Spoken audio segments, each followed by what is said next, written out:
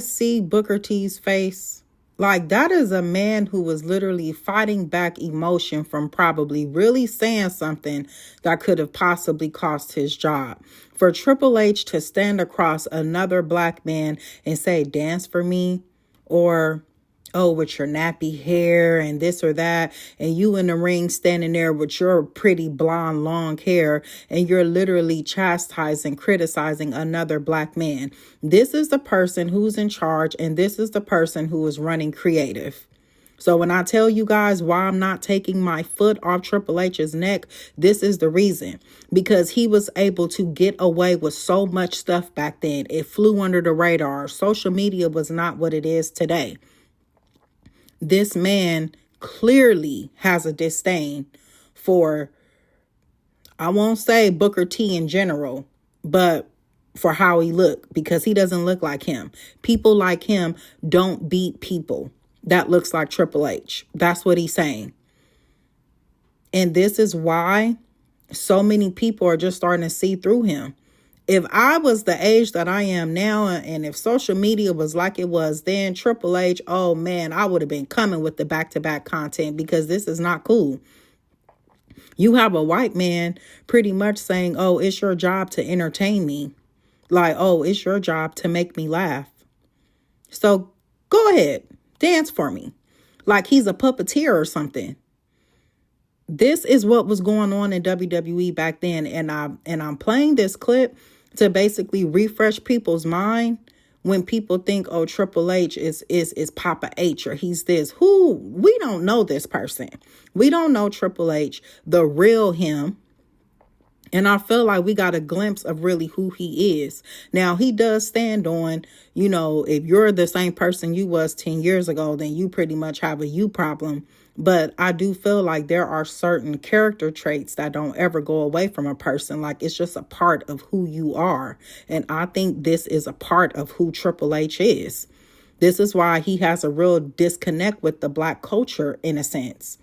Because you can tell he doesn't identify with who we are. For you to stand across from Booker T and call his hair nappy and think that's okay and think it's funny, Booker T had to contain himself. I'm sure he had to. Look at the look. Look at his eyes. He's furious, but he has to keep it together. Because that's how WWE is. WWE is a white man's sport that let black people in.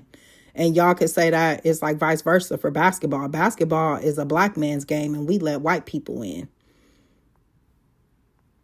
It never ends. And unfortunately, this is where we are in WWE. This is where we are with Triple H and him not understanding our culture. Because I'm pretty sure if Triple H was on the street, he knew better. Booker T would probably slap the shit out of him. He knew better. He feels safe to say things in WWE and say things in the ring. But if he was walking on the street and uttered those same words, he'd be on the pavement.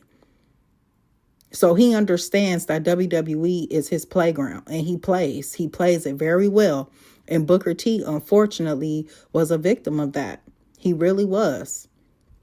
And he had to stand there and take it and be a man and take it. And don't do what typical black people do, which is show our ass when we feel disrespected. He still had to contain himself. And I imagine that was not good for him. But for everybody that want to sit around and praise Triple H and say, oh, he's this or oh, he's that, he's still this too. This is still a part of who he is. This aspect of him right here, the ignorant, the borderline racism, that's who he is. And I'm not saying that he's racist. Not saying that at all. That's why I said borderline. You can be ignorant and make ignorant comments and don't know that you are offending a whole culture while doing it. So yeah, I just wanted to bring this clip to you guys really quick because it's been on my mind. And then, to be honest, it was really hard for me to watch. It was really hard for me to actually just get through it so I could react to it and bring my opinion to you guys, because Triple H's reign of terror, it was still going on at this time. He could do no wrong at this time. He was, pretty much heavily in that main event spot, and Booker T was a casualty of it. Should Booker T have beaten Triple H at WrestleMania? Of course.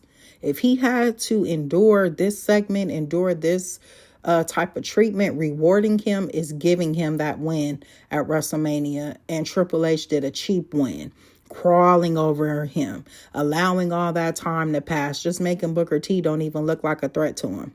That's how they booked it. And I'm sure that's how Triple H wanted it to look. And nobody can convince me otherwise. You know, it was never really, their story was never depicted as Booker T could dethrone Triple H. It was just looked at as, you know, you're just going to be another guy that I'm going to step over. You're another guy that don't really matter. And then especially people like you don't beat people like me. So that's what it is, you guys. This is the times that, you know, we were living in at that time. And like I said, I'm able to go back and watch a lot of things with fresh eyes and just look at things totally different. But this is what we had. And this is the same man that is running creative that has said, I don't see color, I see talent. And that is the most ignorant thing that you can say, because if you cannot see color, how can you identify with your talent and be able to book them? If you don't identify with a culture.